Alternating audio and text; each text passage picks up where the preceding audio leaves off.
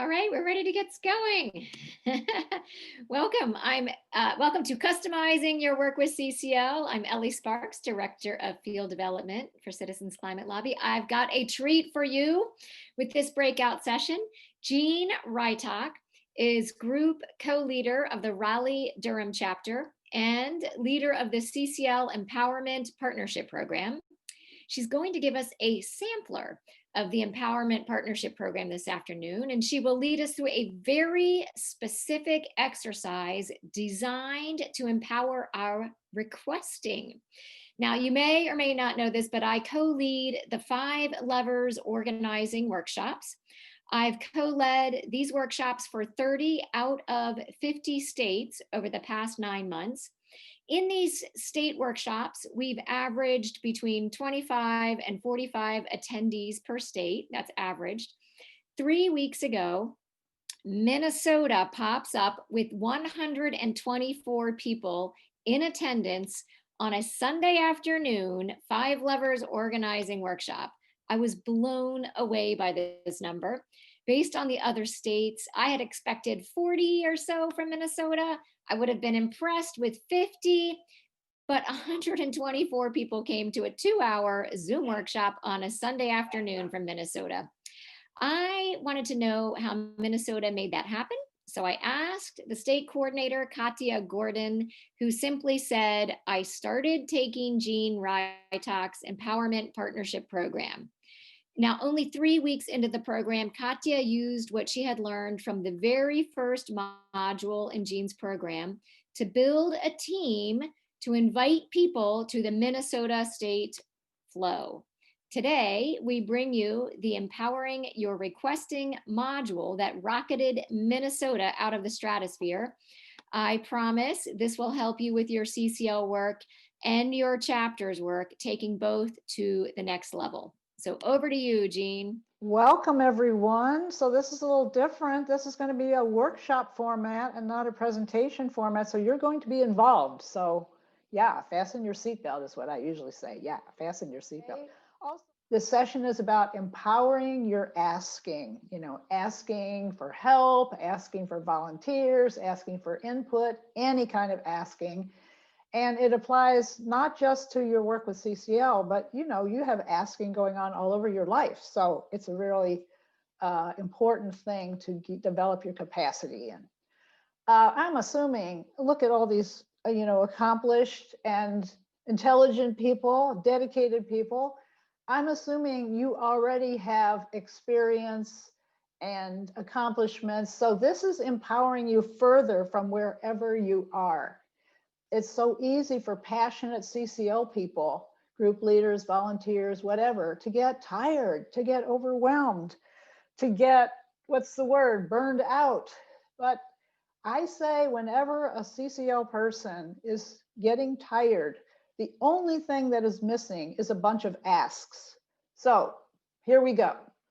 As soon as you start developing your capacity to make effective asks, you have an avenue to get more and more of what you want, like volunteer engagement in your chapter, like people, including you, enjoying their participation, like peace of mind that your chapter is humming. So, are you interested in hearing more? All right, I'm seeing a lot of heads nodding. Okay, so here we go. In the world of empowerment, there's no right or wrong. We leave right or wrong for ethics, morality, legality, those areas. In the world of empowerment, we start with being aware of what's going on, aware of what's so, looking at what's going on, letting the wrong stuff just be there, and you study it like you were a scientist to see, like, how does it work? What's going on there?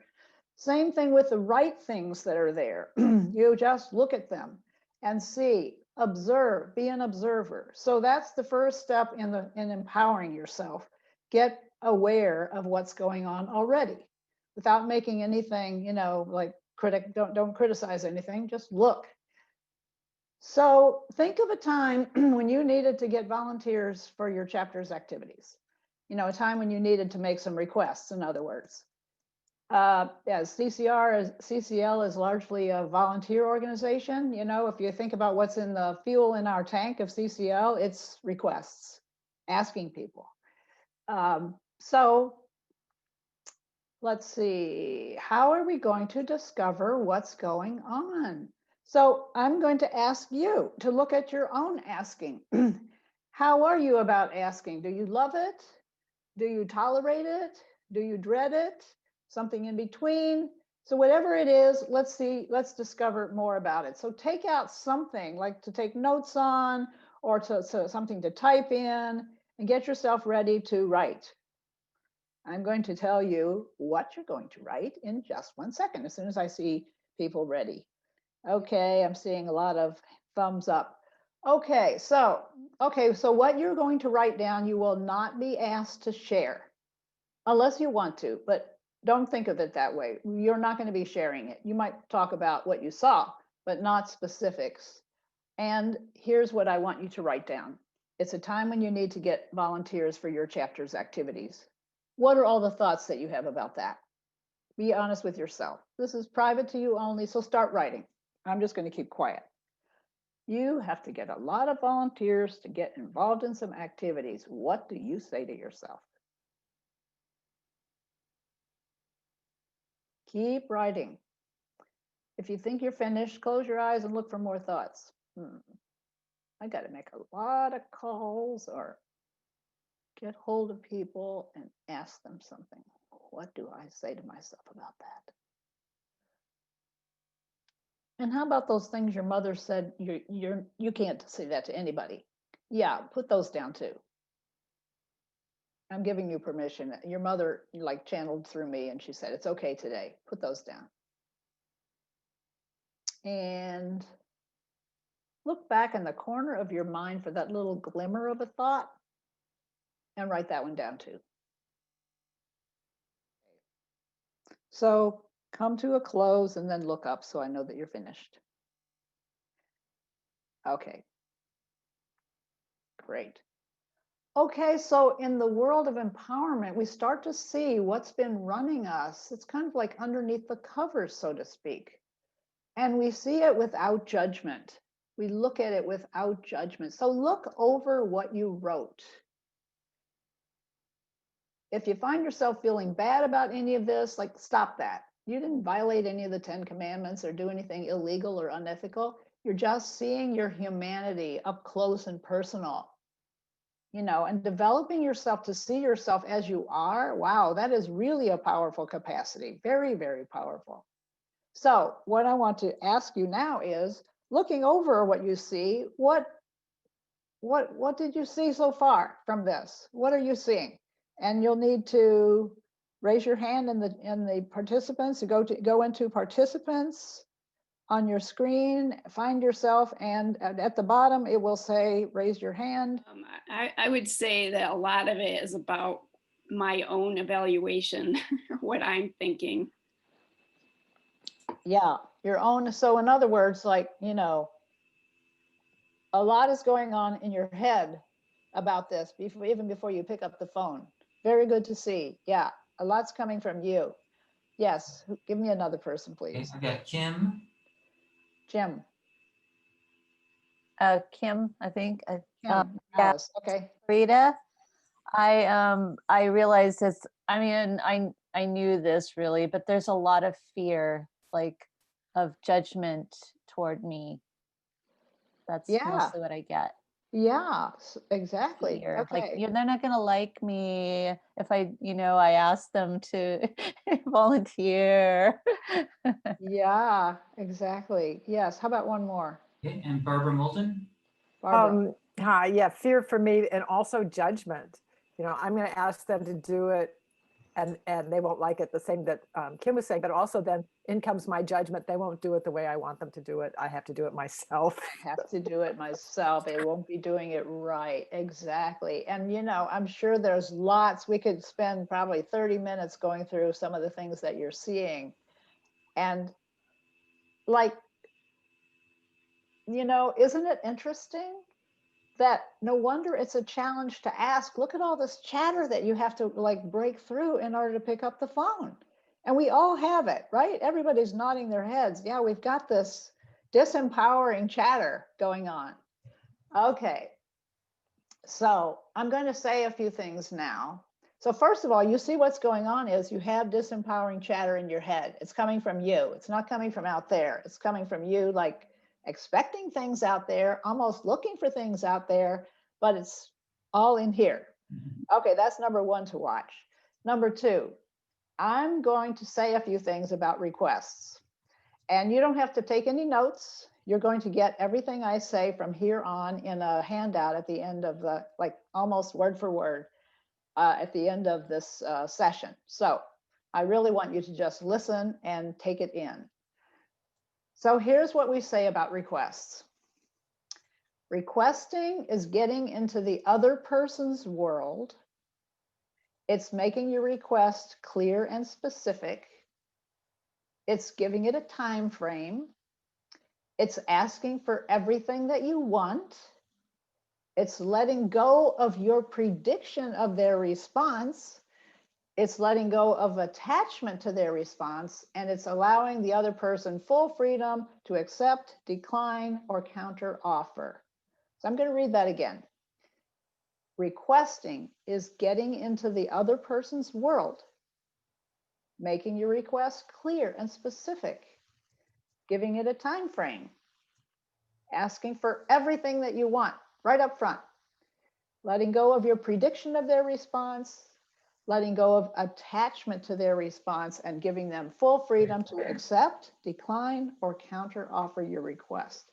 So take on that you don't already do these things. Maybe some of them you do, but you know, you're not going to get anything out of this session if you say, I already do that, I already know that. That's not, you're going to look around for the gaps. And I'm going to do what I call give you the kitchen sink about requests. In the Empowerment Partnership Program, we spend a lot of time in the course of the whole program going back and forth about requests. I'm going to give you everything. And I ask you, hey, I'm making a request, that you pick one pointer or insight that comes out of this session, something that calls to you, and incorporate that into your asking style, and then see what happens. You'll have the whole list so you can come back to it later and incorporate something else if you want to, but just take one thing. Okay, first thing is get clear about what you seek and ask for all of it, 100% of it. So sit down with yourself and really think, what do I want to ask for? You know, sometimes you just get so, you know, emotionally involved in it or whatever, like you're tired, you need something, you're not quite sure what to ask for. So it's a good investment of your time to get clear with yourself. You know, go quiet, sit down. Okay, what do I need? What could I ask for? Okay, make some notes about that. Insight or tip number 2, avoid this pitfall. Be clear about the end that you are seeking and let go about the means to get to that end. For example, maybe you want a chapter co-leader. What you're really seeking is a way to share the activities of a chapter leader. That can be done a number of ways. You could get a partial leader, you could get a leader in training, you could get a person who handles one lever, you can get a steering committee, you can get some part of those activities just taken over by a person who likes to do that sort of thing. So there's lots of different ways that you can get, you know, some people to help with the activities of a chapter leader, not necessarily, you know, a co-leader is one way to get that, but not the only way. And it's kind of a big ask sometimes. Okay, number 3, avoid the pitfall of thinking you know what they're going to say even before you ask them, or even before you consider that it's a person you should ask. Oh, we've all got this one. They're too busy. They're short of resources. They don't have enough skill. They don't have this. They're not going to say yes, or I'm not even going to ask. So this is very disempowering. And we all, most of us, have this going on. You're limiting yourself. And also, what are you doing? You're predicting the future. You know, we can't really do that. Or if you can, why are you in CCL? Get out there and start investing in the stock market and playing the lottery. Yeah, no, you can't predict the future, and you really don't know what's going on with the other person. It actually honors them to ask them, give them an effective request, and give them the space to freely choose how to respond to you. So ask. Don't predict what they're going to say, just ask. Next thing, point number 4 is think of requests as like a drive-through window at a fast food place. On one side of that window is one world, namely the restaurant with all the busyness of, preparing the food and cash registers and all that sort of thing. And then on the other side of that fast food window is the car. And hungry people in it, might be kids, whatever, teenagers that can drink 2 milkshakes and 2 hamburgers or whatever. And each party on either side of that window wants to have a satisfying and effective exchange at the window. So you can think of requests as like a boundary between 2 empowered people. The person you're asking can make their own choices inside their world, and you can make your choices to make your requests, all without judgment. In this model, you and the other person, you don't have to give them your reasons for, they don't have to give you their reasons for accepting, declining, or counteroffering requests. And you don't need to give them your reasons for the request unless it helps them to see what's going on. So in other words, it can be a low drama interaction if you think of it that way. And if you think of it as 2 empowered parties, coming to some kind of an agreement. Point number 5, stick this up here so I can see it. A good request is not necessarily a request that somebody says yes to. A good request is a request where you got into the other person's world, where you asked for something clearly and specifically, gave them a timeline. And a good request is when the other person is fully satisfied with their choice to accept, decline, or counteroffer. That's a good request, not necessarily one that says yes. Point number 6, take your request to a person who can do something about it. It's very easy to just complain to your friends how weary you are, or your spouse, or your children, or your parents. But yeah, they can't really do anything. Put your energy towards making an ask. Number 7, provide the space for a genuine reply. Have no be perfectly fine for you. Because if you think about it, a decline is a really powerful thing. First of all, to give the person freedom to decline is really a gift and a very, it's a very generous thing for you to just create the space where whatever they say is great. But if they're going to decline, that's fine. They're telling you don't go there to get your needs satisfied. Don't waste your time going down that tunnel. Find another way. Point number 8. Here are some phrases that can be used to ease into the full request. Here's one. This is an opportunity to, another one. Would you consider, another one. Would you be willing to, and the last one, can you have it to me by such and such a time? Okay, again, you'll get these on the handout. Okay, here's an example of a good request. Asking for a liaison.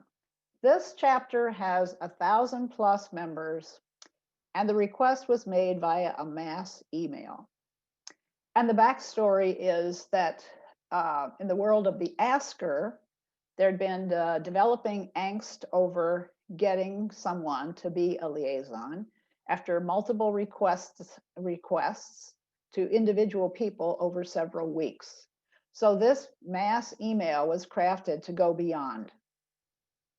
And if you are going to ask via email, a tip is to think and carefully about what the email title should say.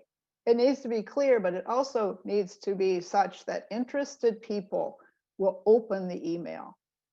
So you're kind of targeting the people who might be interested in this. They would know just by the title that they're interested, and they would be motivated to, okay, what is this all about? Check it out. So here is the example. The title was Seeking a CCL Lobbying Volunteer. 1, 2, 3, 4, 5 words. Here's the message. Dear CCL friends, an immediate and short-term lobbying opportunity has opened up for those in Durham, NC01 GK Butterfield's current district. This is a way to try your hand at working directly with Representative Butterfield's staff, specifically to set up a CCL lobbying appointment for December lobby day, and then invite CCL people to be part of that lobby meeting.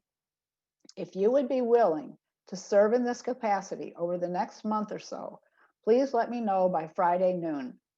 If you have never done this before, Amy Bennett, CCL's Director of Congressional Liaisons and Lobby Days, will walk you through the process and provide support. Please consider volunteering. Thanks a million, signed by the chapter leader.